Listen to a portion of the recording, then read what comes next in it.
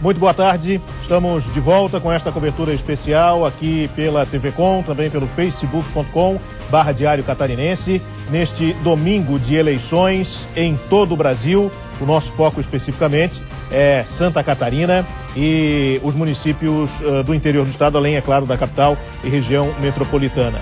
Nós estamos no ar para todo o estado, você pode nos acompanhar com todas as informações que estão acontecendo a partir de agora, aqui pelo canal 36 da NET e também pelo, como eu disse, facebook.com/Diário Catarinense.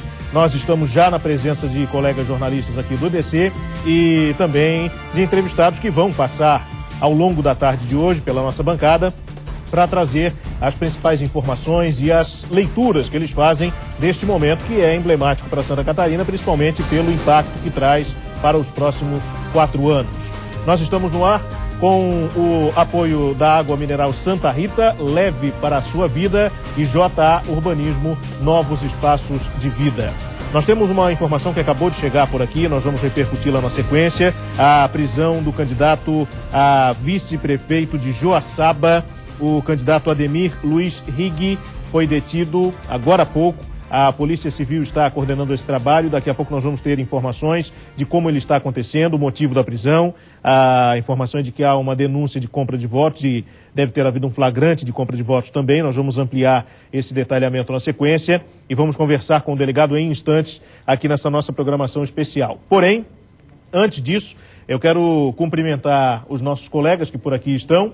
A Júlia Pitan, do Diário Catarinense. Tudo bem, Júlia? Boa tarde. Boa tarde, Felipe. Tudo bem? Obrigado pela gentileza de participar aqui conosco dessa nossa transmissão. Também está aqui conosco o presidente da Enflo CDL São José, Marcos de Souza. Tudo bem, presidente? Boa tarde. Tudo bem, boa tarde. Obrigado pela gentileza mais uma vez em nos atender por aqui. A Estela Benetti, que é colunista do Diário Catarinense, também está aqui conosco. Tudo bom, Estela? Tudo bem, boa tarde. Boa tarde. Obrigada pelo convite. E o Piara Bosque, também do DC, participa conosco dessa nossa transmissão especial nesse domingo. Boa tarde, Piara. Boa tarde, Felipe. Obrigado pelo convite também. Muito obrigado a todos pela gentileza. A gente vai, ao longo desse nosso papo aqui, conversar com os nossos ouvintes e internautas que estão acompanhando a nossa transmissão por meio da página no facebook.com/Diário Catarinense. Vamos movimentar a reportagem, nós vamos fazer um papo aqui com os nossos entrevistados, mas também estaremos o tempo inteiro conversando com repórteres espalhados pelos principais pontos da cidade e de Santa Catarina. Começamos com a Mariana Panis, que está no Tribunal Regional Eleitoral de Santa Catarina e tem informações ao vivo de lá. Tudo bem, Mariana? Boa tarde. Tudo bem, Felipe. Boa tarde para você, para todos os colegas aí na bancada e também para quem está nos assistindo. A gente tem as informações aqui do TRE, né? Estamos aqui desde o comecinho, desde as 7 horas da manhã, antes mesmo de começar a votação. A gente tem algumas informações atualizadas, o TRE divulga boletins, né, de tempo em tempo com essas informações. Você havia falado agora, né, da prisão do vice-prefeito, né, do candidato em Joaçaba. Também lembrando que temos aqui informações de 4 candidatos que já foram presos hoje. A Polícia Federal disse também que tem 2 casos que estavam em andamento. Além disso, 28 pessoas já foram presas ou detidas até agora, até esse último boletim divulgado pelo TRE. Lembrando que em relação às urnas, né, 66 cidades tiveram algum tipo de problemas com as urnas eletrônicas, 107 urnas precisaram ser substituídas, assim foi feito e agora tudo já funciona normalmente nessas cidades. O presidente do TRE já falou por aqui também com a gente, dizendo que essas ocorrências estão dentro da normalidade do processo eleitoral e que logo mais, às 2h30 da tarde, deve sair um novo boletim atualizando esses números, tanto de prisões, né, relacionados a crimes eleitorais, quanto também em relação às urnas eletrônicas. Lembrando, né, Felipe, que temos ainda 3 horas de votação. Para quem não saiu de casa ainda, não deixe para a última hora. Pegue seu documento com foto, pode ser carteira de identidade, pode ser uma carteira de motorista ou até mesmo a carteira de trabalho. Vá até a sua sessão para fazer o voto consciente, né? Fazer a sua parte no dia de hoje. Lembrando que a colinha no papel está autorizada, para não esquecer o número do candidato, né? E até mesmo para agilizar o processo ali na hora da votação. E lembrando também que não é permitido o uso do celular na hora da votação. Então, em relação à colinha, é bom colocar no papel mesmo, a moda antiga, porque não pode pegar o celular na hora que estiver ali fazendo o seu voto. É com vocês aí no estúdio. Ok, obrigado Mariana Panis. Ela volta junto com outros colegas também que estão por aqui nessa transmissão especial ao longo deste domingo. Nós vamos a apuração adentro ainda, então tem muito assunto, muito trabalho por aqui, até porque o dia é emblemático, evidentemente, para você que nos acompanha, eleitor de todo o estado de Santa Catarina ou de outras partes do Brasil também, que tem acesso à nossa programação, ao nosso conteúdo pelo Facebook do Diário Catarinense, facebook.com/Diário Catarinense. Você pode comentar lá também o que você tem achado desse trabalho, mas principalmente do dia de hoje e do impacto que ele tem para a democracia. Eu falei aqui na abertura que nós tivemos a prisão de um candidato a vice-prefeito de Joaçaba, Ademir Luiz Righi. Ele é candidato pelo PMDB e a informação é de que ele foi detido por compra de votos. O delegado da Polícia Civil, Daniel Regis, está conosco neste momento por telefone. Tudo bem, delegado? Boa tarde. Boa tarde a todos. Obrigado pela gentileza em nos atender aqui nesse dia que os senhores estão tendo bastante trabalho, bastante demanda. Qual é a acusação que recai sobre esse candidato e a situação neste momento? Ele já foi encaminhado, já foi ouvido? O que acontece nesse momento? Ele está sendo autuado em flagrante neste momento por suposta compra de votos, né? Foi flagrado no momento da abordagem a um eleitor. No momento em que a viatura passava, o eleitor estava saindo de dentro do veículo, né? Estava na porta e deixou cair o título de eleitor junto com algum dinheiro e o santinho de um candidato. Foi abordado, disse que tinha recebido o dinheiro por conta de um serviço, mas não soube dizer que serviço que era, e foram conduzidos à delegacia e tendo em vista os indícios todos e outros valores que estavam na posse do candidato, Santinho, enfim, que é evidentemente indícios, né, nesse momento, suficientes pelo menos para a autuação dele em flagrante. O doutor Ricardo Saroldi preside o auto de prisão, foi estipulado 20 salários mínimos de fiança para o candidato. O motorista que estava conduzindo o veículo, que é correligionário do candidato, também está sendo autuado em flagrante e teve a fiança estipulada em 10 salários mínimos. O candidato, nesse momento, já foi ouvido, trouxe alguma justificativa? Não, ele tá sendo interrogado nesse momento, né, na presença de um advogado, nega os fatos, mas também não sabe dizer exatamente o porquê do contato dele ali com o eleitor. Então, isso tudo passa agora nas mãos da Justiça Eleitoral para avaliação. Se houver a necessidade de outras diligências, nós o faremos, mas, em princípio, pelo menos os indícios são suficientes para a autuação dele em flagrante. Bom, quem está conosco aqui pela TV Com, canal 36, ou pelo Facebook do Diário Catarinense, tinha na tela ali a imagem do candidato no momento da prisão. Esse é o cidadão, candidato a vice-prefeito de Joaçaba, Ademir Luiz Righi, candidato pelo PMDB. Delegado, o senhor coordenou ontem também algumas outras operações e um trabalho bastante intenso nesse contexto eleitoral no município de Joaçaba. O que foi feito por aí que o senhor participou? O final de semana tem sido de bastante trabalho, muitas ocorrências. Nos últimos 2 dias foram apreendidas 3 armas de fogo, conduzidos quase uma dezena de pessoas por suposta também envolvimento em crimes eleitorais, como compra de votos. Ontem, na cidade dessa madrugada, né, essa madrugada de ontem, a prisão de 5 indivíduos pela Polícia Militar e autuação pela Polícia Civil por coação e crimes eleitorais, por associação criminosa também, indivíduos que fechavam ruas e através de viaturas descaracterizadas acabaram abordando os nossos policiais e diante daqueles fatos foram presos. Então, um número infelizmente bastante grande de ocorrências envolvendo crimes eleitorais, principalmente no que tange a supostas compras de votos, né, o que entristece a qualquer um de nós pela falta de cidadania, não só daqueles que compram, mas principalmente, na minha visão, daqueles que vendem o próprio voto. Bem, nós vamos continuar acompanhando, delegado, e eu agradeço já pela sua gentileza e, em havendo fatos novos, nós voltaremos a fazer contato com o senhor e com outras equipes no interior do estado. Muito obrigado pela gentileza, um bom trabalho por aí. O delegado da Polícia Civil, Daniel Regis, conversando conosco nessa transmissão especial pela TV Com e também pelo Diário Catarinense, por meio da sua página no Facebook. Bom, nós temos convidados que estarão conosco ao longo dessa tarde aqui na bancada e vão nos trazer a sua leitura sobre este domingo e principalmente sobre as implicações do voto para os próximos 4 anos. Nós tivemos, num período muito recente, um levantamento do Diário Catarinense com as vocações dos municípios de Santa Catarina. Isso interfere diretamente no plano político e de propostas que os candidatos apresentaram durante a campanha eleitoral e têm de compromisso assumido para, após a apuração hoje, implantar no ano que vem e contribuir com o desenvolvimento das cidades. Por isso eu vou pedir para a Júlia Pitan, que está aqui conosco, do Diário Catarinense, nos trazer uma contextualização, Júlia, desse levantamento, do que representam essas vocações de Santa Catarina e qual é a importância de nós termos, neste momento, acesso a elas, ainda que o trabalho já tenha acontecido há algum tempo, para que tanto o público quanto o próprio candidato saibam conduzir as suas cidades a partir de 1º de janeiro do ano que vem. Obrigada, Felipe, pelo convite. Bom, contextualizando, o projeto Vocações, ele foi uma reportagem do Piara Bosque, com coordenação da minha colega Raquel Vieira, e se debruça sobre o fato de que Santa Catarina é realmente um estado muito plural, muito dinâmico do ponto de vista econômico, e que cada região tem uma potencialidade específica.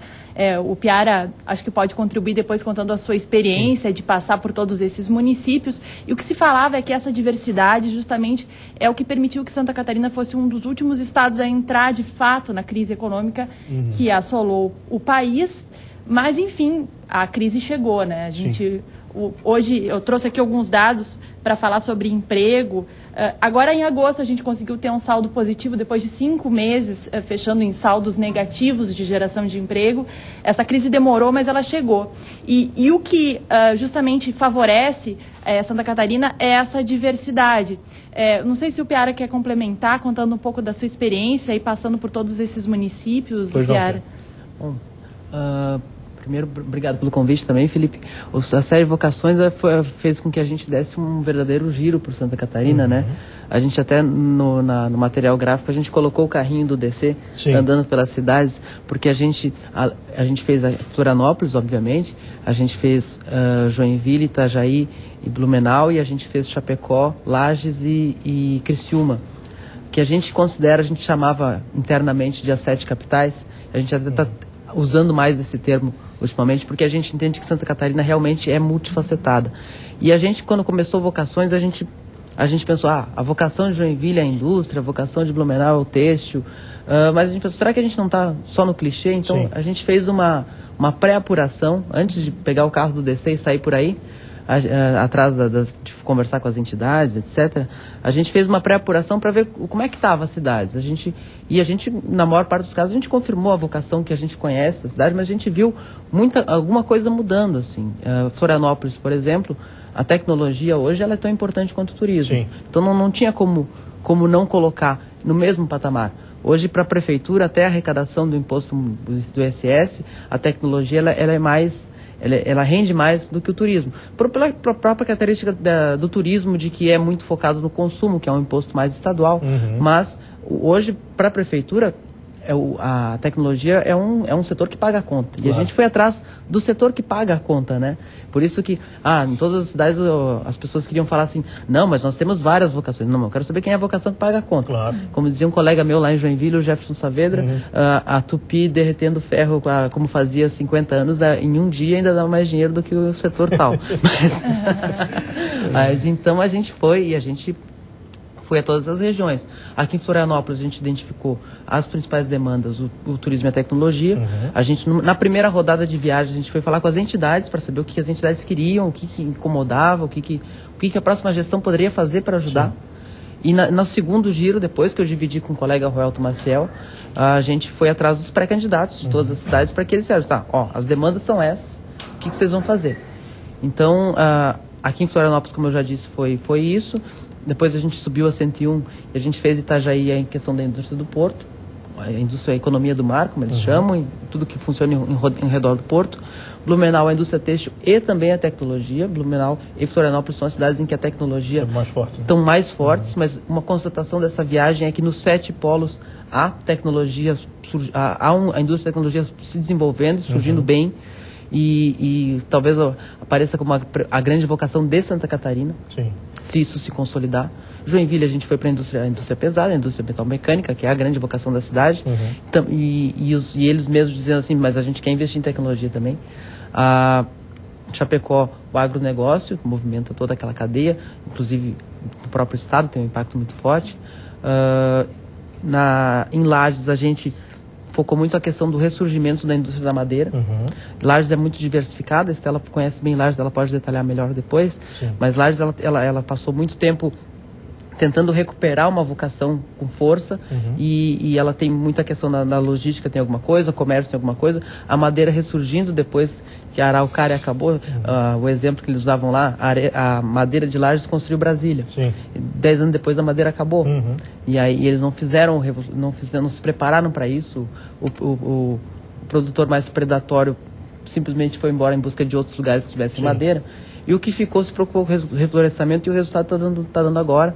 20% da economia de Lages é madeira, e isso tem potencial de crescimento. E Criciúma também na mesma linha de como a cerâmica pode ter a força que já teve e mostrar o quanto ela ainda é importante também. Então foi esse giro que a gente fez. Sim, eu vou pedir licença aqui para o Piara e para os demais para que a gente abra uma conexão agora com Chapecó, porque o repórter Cleiton César está por lá com o juiz eleitoral da região, para nos trazer também informações e a situação de momento no Oeste Catarinense. Cleiton César, boa tarde, obrigado pela tua participação por aqui.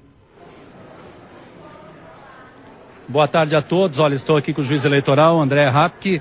Que avaliação pode ser feita agora? Falta um pouco mais de 2h30 para o encerramento da eleição, da votação aqui em Chapecó. Nós tivemos um dia sem muitos incidentes, sem nada mais relevante. Aqui em Chapecó e nas outras cidades aqui da nossa zona eleitoral. Não tivemos também esse ano derramamento de santinhos, praticamente acabou. Isso foi um ponto bastante positivo de evolução. Com relação às nossas zonas com acessibilidade, as pessoas com dificuldade de locomoção que se cadastraram têm zonas suficientes em locais térreos que não há problemas de acesso. Mas nós precisamos que as pessoas conscientizem a cadastrar assim também a dificuldade de locomoção dos seus idosos, para que eles também não precisem subir escada ou ter algum outro tipo de obstáculo no acesso deles à votação. Faltando um pouco mais de 2h30 para o encerramento da votação, agora existe um plano todo especial para o encerramento? Nós vamos nos reunir em breve ali no cartório eleitoral, com a junta eleitoral, para começar a receber as urnas, que dependendo da distância do local de votação, pode eventualmente demorar um pouco mais que 1 hora para chegar para nós. Qual é a previsão aí de encerramento e para resultado também? Eu creio que já no início da noite nós vamos ter o resultado com relação a Chapecó, não logo no final da tarde, mas no início da noite ainda vamos ter o resultado. Obrigado, juiz eleitoral André, aqui participando com a gente, ao vivo para a TV Com. Detalhe, né? São 139 candidatos a vereador em Chapecó, são 21 vagas, 17 dos vereadores estão buscando a reeleição. E são 3 os candidatos a prefeito aqui na maior cidade da região oeste do estado. Voltamos ao estúdio. Do Cleiton César com o André Rapke, que é o juiz eleitoral atuante na cidade, na região, responsável pela região, nos fazendo um balanço da situação no Oeste Catarinense. Bom, eu preciso só pontuar para você que essa nossa cobertura, por ela ser bastante abrangente e dinâmica, nós vamos ter, ao longo dessa tarde, diversos momentos como este, em que nós estamos falando de um assunto por aqui, mas a necessidade, no jargão jornalístico do factual, nos obriga fazer pequenas pausas e conversar com repórteres que estão espalhados pelo interior catarinense, para que eles também nos tragam o seu ponto de vista e as informações que por lá estão acontecendo. Mas neste momento nós voltamos aqui à bancada para conversar com os candidatos e com os nossos convidados, e eu queria inclusive falar neste momento com o presidente da Enflu-CDL São José, que é o Marcos Souza, que está aqui conosco para nos trazer a sua visão sobre as vocações de Santa Catarina. Nós falamos aqui da região da capital, que tem um apelo tecnológico muito grande e uma necessidade de que este assunto seja olhado, entendido pelos futuros chefes do Executivo e legisladores como de importância vital para a economia. Isso já acontece, presidente? Qual é o seu entendimento sobre a forma como os políticos têm lidado com a vocação econômica da nossa região? Boa tarde. Boa tarde a todos.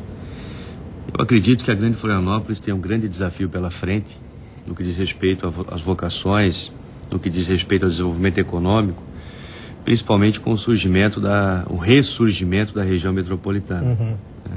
Nós, nas discussões que tivemos, debates que tivemos com os candidatos, procuramos sempre orientá-los nesse sentido, de que é preciso pensar a região metropolitana como um todo. Vou dar um exemplo para você. Tecnologia. Florianópolis tem um grande polo de tecnologia. Agora, recentemente, o primeiro centro de inovação de tecnologia do governo do estado saiu em Lages. E nesse primeiro planejamento, São José ficou de fora. Veja bem, a quinta economia do estado não tem um investimento há décadas no setor de tecnologia, nem por parte dos prefeitos que por aqui passaram, tampouco pelo governo do estado. Então, a própria questão da mobilidade urbana, da educação, da segurança, passa por esse planejamento de desenvolvimento.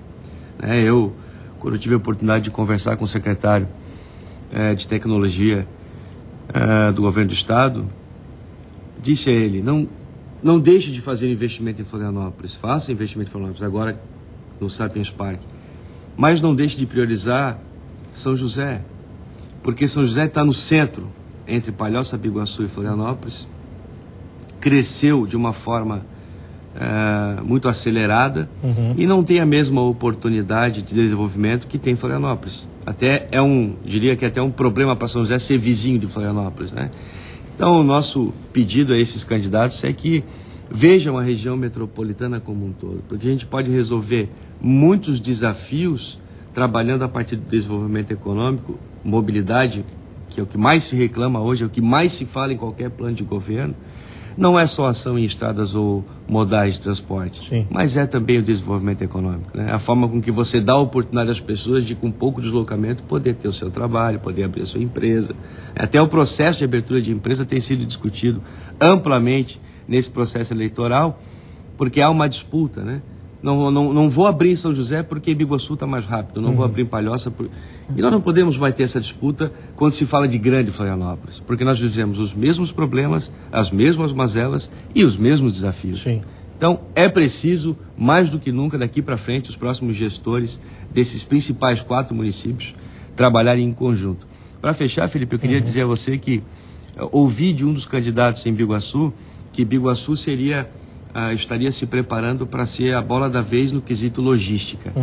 Estava se preparando, atraindo empresas, e eu perguntei para ele, você combinou isso com Florianópolis, com São José e Palhoça? Quer dizer, o município não pode querer ter uma tendência de vocação isolada. É preciso combinar isso, né? Florianópolis tem uma grande vocação para o turismo, isso traz para nós aqui oportunidade de renda, mas, volto a dizer a você, os municípios precisam combinar melhor isso, planejar melhor isso. E agora, a região metropolitana reestabelecida certamente é uma grande ferramenta para viabilizar esse trabalho. Eu acho interessante, e aí até já abrindo espaço para a Estela também trazer a leitura sobre esse assunto, que é um consenso da importância da tecnologia para a nossa região, para a grande Florianópolis de uma maneira geral, para a região metropolitana. É um consenso de que é uma indústria limpa, que traz bons resultados e que é uma tendência mundial do ponto de vista econômico, até passando por aperfeiçoamentos, modificações na própria relação de trabalho. Criam-se conceitos diferenciados, não havendo mais a necessidade de que o cidadão esteja presente na empresa, por exemplo, pode-se fazer à distância e por aí vai. Mas me parece que é um discurso que, como não ganha voto, porque grande parte da população não compreende, não se aborda da maneira adequada, ou pelo menos não se investe nele depois que se conquista o cargo eletivo. Vou pedir para a Estela uma leitura daqui a pouco sobre isso, mas antes acionar a Janine Limas, que está em Criciúma e também nos traz informações deste domingo de eleições no sul do estado. Janine, boa tarde.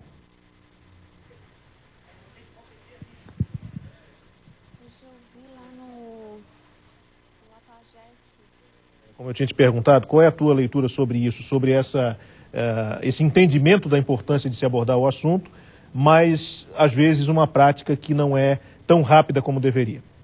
Boa tarde a todos. Como o Piara falou, e diversos especialistas apontam que uma das vocações futuras de Santa Catarina, um setor muito promissor, é o da tecnologia. E nós realmente temos 3 polos grandes, que é Florianópolis, Blumenau e Joinville. É claro que São José, a região metropolitana de Florianópolis, ela está integrada, então, de certa forma, muitas empresas participam desse setor, estão interligadas aqui na região. O presidente da Enflo pode falar um pouquinho mais sobre isso depois. Mas é um setor que precisa de muito mais atenção. Eu trouxe uns números aqui interessantes. A Associação Catarinense de Empresas de Tecnologia, no ano passado, ela fez não esse ano mesmo, ela fez uma avaliação sobre os números do ano passado, 2015. E o setor, no ano passado, em Santa Catarina, faturou 11,4 bilhões, estava empregando no final do ano 47 mil pessoas e tinha mais de 2.900 empresas. Então é um setor pujante mesmo e muito promissor.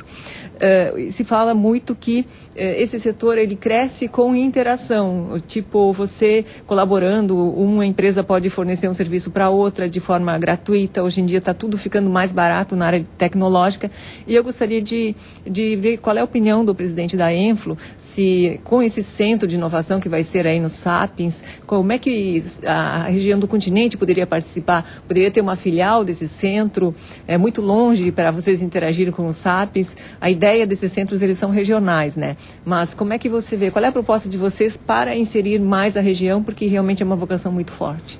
Nós tivemos a informação de que só no MID tecnológico tem mais de 100 empresas, startups, na fila para poder utilizar aquele espaço e poder ter uma oportunidade de empreender. Enquanto São José não só não tem um centro de inovação e tecnologia, como não tem nenhuma incubadora de empresas. Nós estivemos à frente da incubadora de empresas de São José por 4 anos. Numa tentativa de recuperar, nós pegamos a incubadora praticamente quebrada, recuperamos, sanamos as finanças, trabalhamos para recuperar a incubadora, mas qualquer processo de incubação no país inteiro, que é relativamente novo, o primeiro quesito é a participação do Estado, primordialmente da Prefeitura e de forma secundária do Governo do Estado. Em São José nós não conseguimos sensibilizar a Prefeitura nesse sentido, nem mesmo para ceder um local para ter incubadora. Então veja, nós temos do lado, a 15, 20 quilômetros, 100 empresas querendo empreender, prontas, com ideias, com negócios, e em São José não tem um espaço sequer. Então essa interação entre São José e Florianópolis também fica limitada pela questão da mobilidade. Hoje sair de Florianópolis para São José para Florianópolis no horário comercial é um transtorno enorme. Aquilo que a gente chama de via expressa, né? Hoje é via expressa ou via lenta, enfim, não funciona. Então, volto a dizer a você, eu acho que o grande desafio nosso é pensar isso enquanto região metropolitana. A própria Polícia Militar enfrenta esses problemas do dia a dia. Quando pressiona determinados pontos de Florianópolis, migra para São José. Pressione o São José, migra para Palhoça. Porque não há mais divisa, né? Sim. Nós estamos numa região muito conurbada, né? Não tem mais como separar isso. E o investimento em tecnologia é fundamental. Por isso, acho que o governo cometeu um equívoco enquanto investe seguidamente apenas na capital e não abre essas oportunidades para as cidades que estão aqui próximas. Que eu não tenho a menor dúvida, aliás, tenho plena convicção de que seria uma colaboração enorme para todo o processo de mobilidade urbana, de educação, de oportunidade para a cidade se desenvolver. Então, Florianópolis não pode mais trabalhar sozinha. A gente precisa pensar isso enquanto região metropolitana. E, aliás, acho que o trabalho que a SUDEF vem fazendo ainda é muito pequeno, muito incipiente. Precisa de uma ação mais efusiva. Eu espero que os novos gestores, principalmente dos 4 grandes municípios, ajam nesse sentido. O desafio agora, para concluir, Felipe, é transporte. Florianópolis fez a licitação, São José não conseguiu fazer, mas como que cada município desse vai pensar isoladamente? Não tem mais condições. Então é preciso que os gestores aí assumam esse desafio. É um sistema integrado que só integra uma cidade, né? Eu já vou passar a palavra à Júlia, mas é que agora nós temos a conexão restabelecida com a Janine Limas, direto de Criciúma, região sul de Santa Catarina, nos trazendo as informações do domingo de eleições por lá também. E aí, Janine, boa tarde.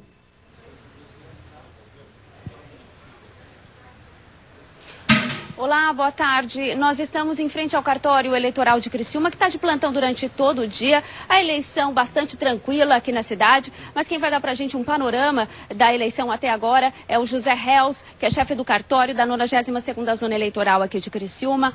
José Reus, boa tarde.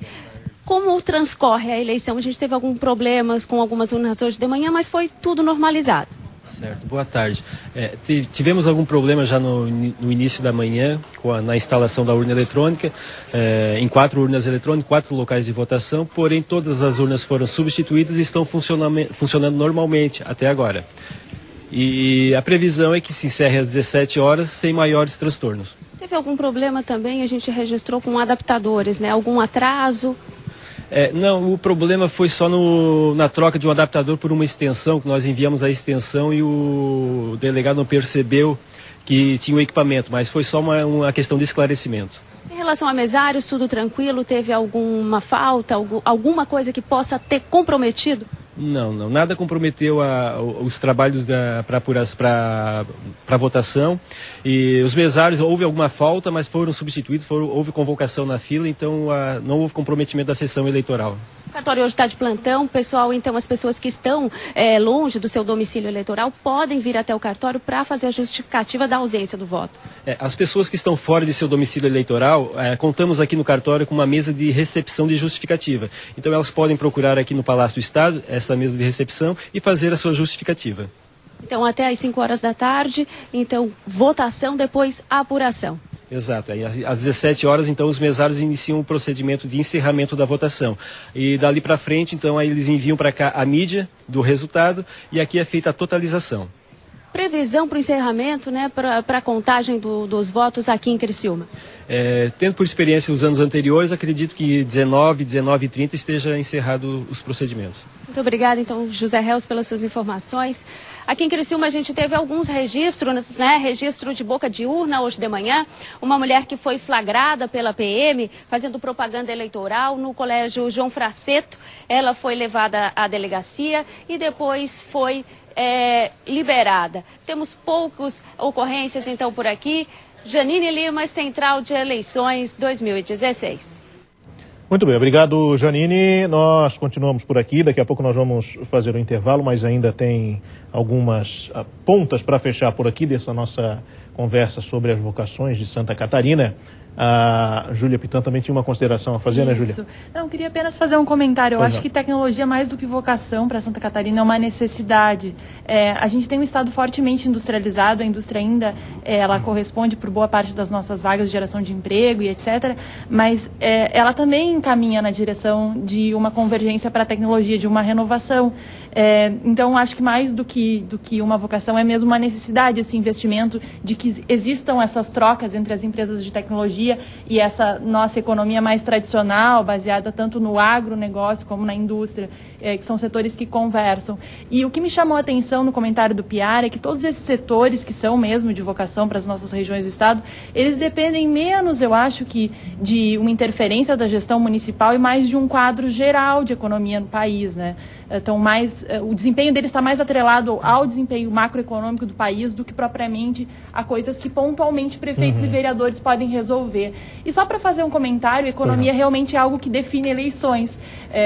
A gente pode até discutir o quão influenciado por ideologia é o voto do brasileiro, mas sem dúvida, quando se trata de economia, desempenho da economia, a pessoa sente no bolso o resultado, ou tem um membro da família que perdeu o emprego, isso influencia diretamente. E eu não sei, queria ouvir do Piara se ele concorda que são setores econômicos que estão mais atrelados mesmo ao grande plano do país, do que é o desempenho, o que os prefeitos apontam que podem fazer para influenciar ou melhorar esses segmentos. Sim, Júlia, isso foi uma constatação, especialmente onde a indústria é muito grande, muito consolidada. Joinville, Blumenau. Eu lembro em Blumenau, o Uric Kuhn do Sindicato Têxtil, ele disse: o prefeito pode nos ajudar se ele não nos atrapalhar. Porque o prefeito não mexe com câmbio, o prefeito não esse tipo de coisa. Mas dentro disso, como a gente já sabia que as demandas de boa parte da indústria catarinense são muito mais do que a caneta do prefeito pode alcançar, a gente tentou achar detalhes em que uma ajuda do prefeito possa ter um significado. Por exemplo, na questão da indústria em Joinville, eles têm a rodovia Dona Francisca, que corta o distrito industrial e leva até a BR. Essa duplicação não sai. A prefeitura não vai ser uma obra da prefeitura, mas a prefeitura tem que participar com desapropriações, tem que ter o projeto. Então, todos eles pediram assim, se o prefeito conseguir viabilizar isso aqui, ele está ajudando.